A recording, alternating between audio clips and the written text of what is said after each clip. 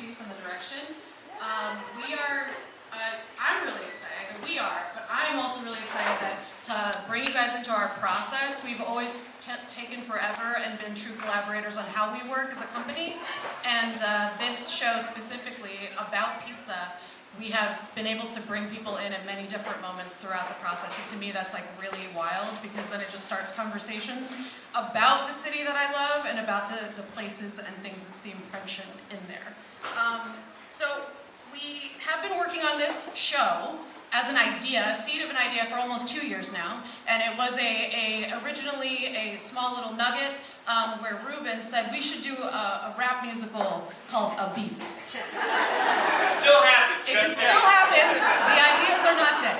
However, that grew into creation sessions and reaching out to community members and saying, hey, you're cool, you want to come talk to us about pizza? People coming to us on the streets, hey, you guys are cool, can I come talk to you about pizza? Colin Kaplan gave us a pizza timeline in the very beginning, sort of about New Haven Beats, but also the history of pizza, like when it first began in the world. So that was a deep dive in history. But from that, we've created this fictionalized A Beats family from New Haven called the Carbonizados. Yes. What does that mean? I think that's a little play on the word Italian for char or carbonized. So what we do is we're going to take you through 5 selections from what we've created as a rehearsal script. That we're going to start rehearsals next week. 5 sections. There are a few seats up front if anyone needs one. Don't be shy. We won't throw anything at you. This gentleman raised his hand. There's 2 seats there. There's 3 seats in the front. Come on down. Come on down. So we have 5 selections. In this first section, I am going to talk a little bit before each one. Feel free to clap or have an emotional response during or at the end of each of these sections.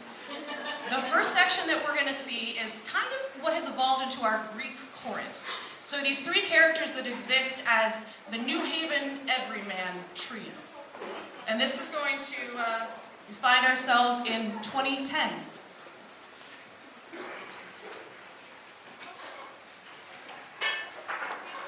We see 3 New Haven cops enter and walk along the sidewalk in front of the pizza shop. The brick facade is sturdy yet worn.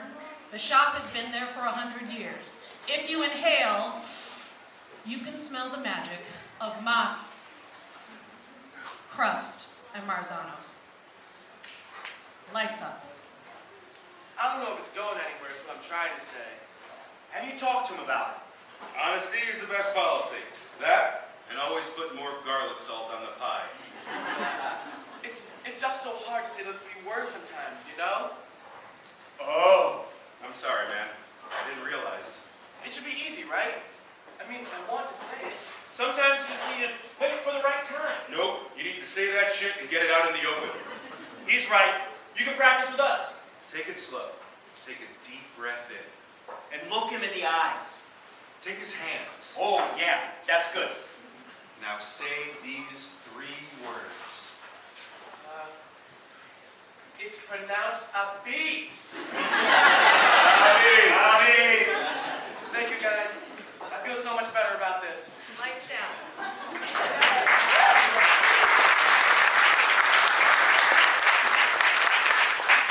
So, as Ian started talking, Give us power. I can project. Never mind. I have 3 children. I can project. So one of the inspirations, obviously, from what Ian was saying is the immigrant entrepreneurship that happens, especially around food, in New Haven. And so we were really excited to think about how we can have the very beginnings, like going all the way back to sort of mimic the 20s here in New Haven with the Frank Pepe legend, right? So we are going to take you now to that time and space. In our big show, one of our dreams, we're going to let you in on this, is that we would like the character of Pete Sr. or the Pizza Patriarch to speak like an authentic Napolitan accent, dialect. Colin, don't kill me for saying all the wrong words just then. But for this little part, we're going to have him speak in English, just so you know. So don't be scared. So to that end, we are going to share with you this pizza family's beginning. We take you to 1929. It is closing time at the restaurant. Our pizza family is finishing up the cleaning. Everyone is smoking. A very pregnant Lucrezia, the matriarch, and her husband Pete Sr., having finished their respective tasks, they meet center stage in the beginning steps of a dance familiar to them. It's their thing. Uncle Jimmy stops his closing time routine to watch. They all continue to chain smoke, however. Pete Sr. incorporates the removal of his and Lucrezia's aprons in their dance, hands them to Pete Jr., their son, who, as in all things pizza-related, feels the ebb and flow of the energy and knows what to happen next. Lights up. Amor, sit. It has been a long day, and you need to save your energy for our latest creation. You try growing a human. I need to keep moving. Fine, but I need to sit. And I would like very much if my wife would keep me company. I could keep you company, I suppose. Pete Jr. hands out small cups of coffee to everyone. My ragazzo d'oro. Grazie. Today was a good day, wasn't it, Mama? One for the record books, Pietrolino. I didn't think we sold that much more than usual, Uncle Jimmy. It's not what we sold today, it's what we sold it in. Those new bags. The restaurant! But we've been selling out of here from the start. Today, your father owns this place. That's what makes it special. Signed the papers this morning. It is now officially our restaurant. We own this place. It is our family's restaurant. None of this works without all of you. We wouldn't have lived without you, Mr. Carpezano. And we wouldn't have Cross Marzanos without you, Signor Charles. We wouldn't have espresso without you, Pietrolino. Their family comes together to toast the success of the day. The lights around them dim, and Lucrezia is highlighted in a dreamy haze. This is what you are going to get. Warmth, family, support. Something tells me that you must be a girl. I'll name you Francesca. No, Francesca, I cannot wait to meet you. You are going to know what being loved is like. Lights out.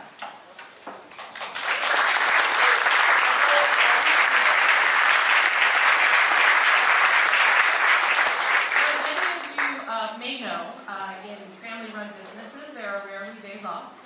And when you do have a day off, you're probably doing paperwork to catch up on stuff that you forgot to do the week before. So the idea of this work-life balance is a little bit of a thing we wanted to explore as we have several people in our company part of family businesses. The work culture of this sort of work, and then play very hard is not a stranger to theater makers. But we also very deeply connect to the idea that the work is never finished. You never quite get there. You have good days, but you keep going, coming in the next day. So in this next piece, we will see Francesca, the baby that was in the belly before, just to keep everybody on track. The second generation of this NewHaven March restaurant, her husband Marco, and their teenage daughter Janice at a crossroads. It is 1989.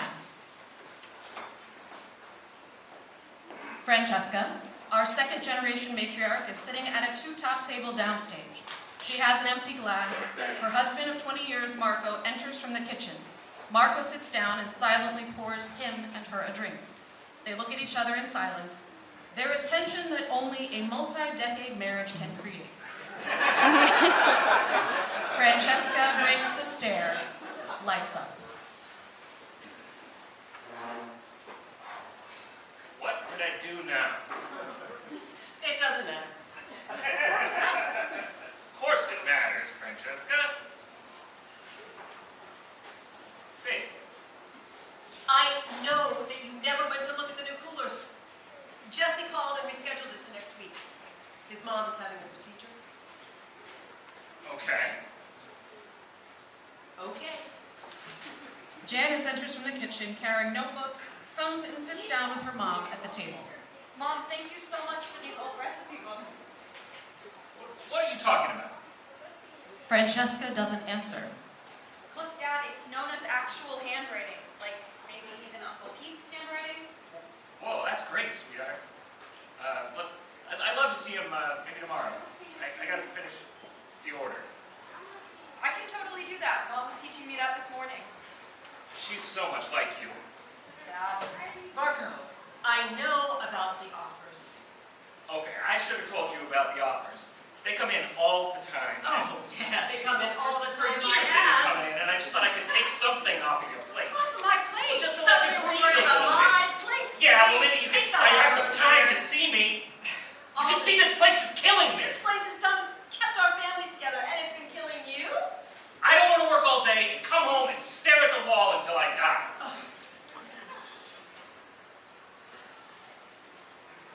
Everything's okay. It's just been a long day. So long life. The radio cuts in, and we hear the WNHU college radio station. Yo, that was the Talking Head. Now we move into a song I heard in my Italian professor's class. Sick of yesteryear. Anyway, some folks think this way we hear in all the homes on Worcester Street during the 1940s. Let's see if it still has that same old verve. The song plays. Maybe it is Francesca and Marco's song. That's a long time staring at a wall. Mom, I think Dad just meant. I know exactly what he meant. No, Francesca. I don't think you do. I took that meeting with Aaron just to see what their company had to offer us, and honestly, if you would just look at the package. I did this because I knew this would be your reaction. And all I wanted was to make it easy, to do something so we can spend some time, any time together, that isn't in this place. So you don't want to sell. Okay, let's talk about it. There's nothing to talk about, Marco. You cannot take meetings with a potential buyer and make plans to sell the shop without talking to me first. But you fucking know that. And you did it anyways. So now what? We sell, or you leave? Mom! Jesus! What? Now this is not a choice between me and the restaurant. This is a choice between our family and the restaurant. And you know that. You know what? I'm not apologizing for the last 40 years with you. I choose our family. This place is the only thing that matters. The only thing that tethers me to my brother, my father, my mother. And I have chosen it for years and years. Chosen this family and this family's legacy. I have given up everything to be here. Everything. You, of all people, know what this place means to me. You know. At what cost? It was a mistake. Dad, come on, what do you mean? Damn it, I didn't mean to hurt you. I love you. We love you. We are your family now. Don't you think it's time to let the past just be the past? Dad! I love you. And I'm sorry that my family's legacy is no longer in fashion for you. I think I will be fine ordering the wrong tomatoes all by myself. Marco is defeated, takes off his apron, and starts to exit through the front door. He stops and turns back to her. You know, I told myself for years that you'd come around, to just wait. And when business was good, then we'd travel like we talked about. But that didn't happen. No new ideas, no innovations, just consistency and quality and monotony. This place was forced on you when your brother died. This was never your dream. Mama. Yes, but the past is the past. It lives here. This place will be yours one day. The rest is just noise. Are you gonna let him leave? Mom. Francesca turns away from Janice. Janice runs out after her father, leaving Francesca alone in the restaurant. Dad, wait. Lights out. So, I got super excited because I went to the FDR Constitutional Library. Man, the Presidential Library is cool there, guys. Just if you can go there. It's like 2 hours from here. So, we are pulling some of the actual fireside chat radio broadcasts that FDR did during this time. We found them to be relevant. We hope that you find them relevant as well. It is 1940s wartime. The turntable turns to reveal the 1940s kitchen of the pizza shop. A radio crackles. A radio announcer cuts in through the noise, lights up. Ladies and gentlemen, the President of the United States. My fellow Americans, we are now in this war. We are all in it. Every single man, woman, and child take part in the most tremendous undertaking of our American history.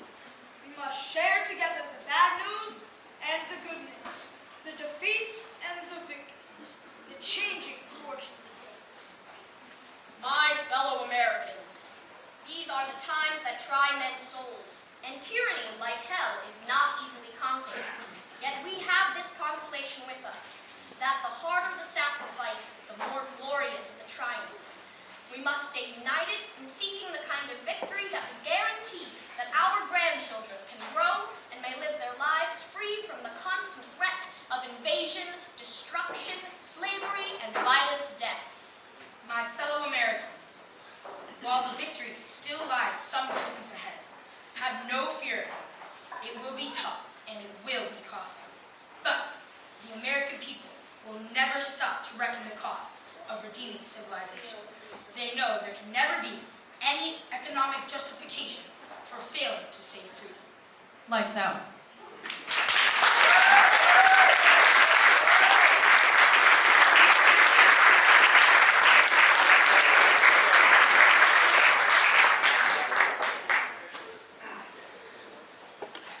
Thanks, Babs. So when you are building a show from scratch, some things don't quite make the cut, and we refer to this in our business as killing your babies. Which can be brutal, but it feels brutal when it happens. Now, from the slice, you guys remember our song and dance man, maybe Bruno Cantante? Well, he was almost on the chopping block, because it didn't work in 1949 anymore. The story kind of evolves, and when you see it in June, hopefully it'll make sense to you. So, with some reconfiguring and some big ideas, we put him firmly into a different time period, in a dream world. So now, we are in 2010. Bruno Cantante originally was from 1949. So we found this way to move him around, and now you will see him once more. Lights up. I'm holding the technical one.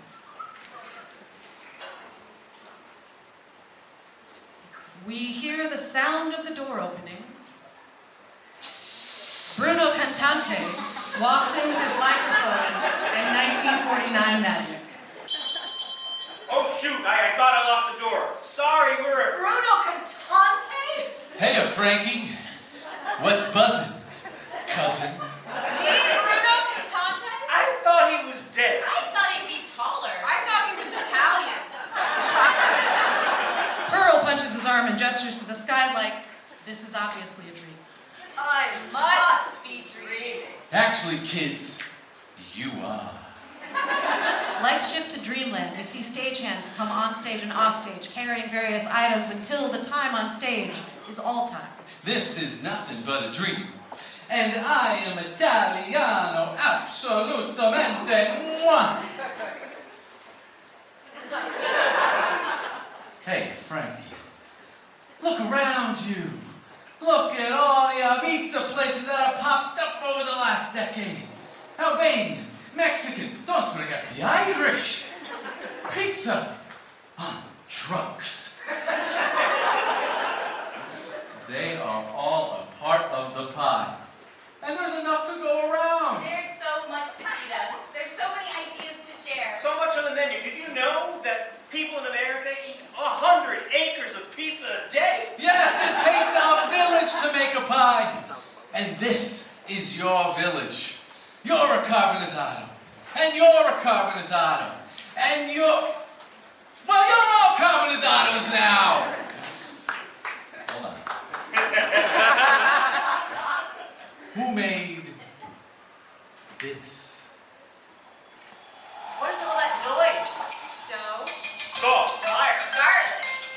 One note sounds lovely, but one note don't make a song. One beach gets you rolling, but one beat don't make it long. Don't stop a melody before she can fly. One slice don't make a pie. Come on, y'all, this is a dream. Let's dance. One step moves you forward, but one step don't make a dance. One touch feels so thrilling, but one touch don't make romance. One star don't shine as bright as the whole night sky. It's nice, but one slice don't make a pie. Is this how to learn how to do it properly? So much to remember. What if we forget something? That's right. Oh, yes, you could fall. Yes, you could flop. Your dreams could go under. But if you don't aim for the top, you'll always wonder. All right, I need your help, everybody. It's a little call and response. You didn't know there'd be audience participation, did you? Just repeat after me. It's very simple. Here we go. Tomato. Tomato. Tomato. Tomato. Pizza. Pizza. Meats. Tomato. Tastes delectable, but that tomato make a sauce. One apron looks respectable, but that apron don't make you a boss.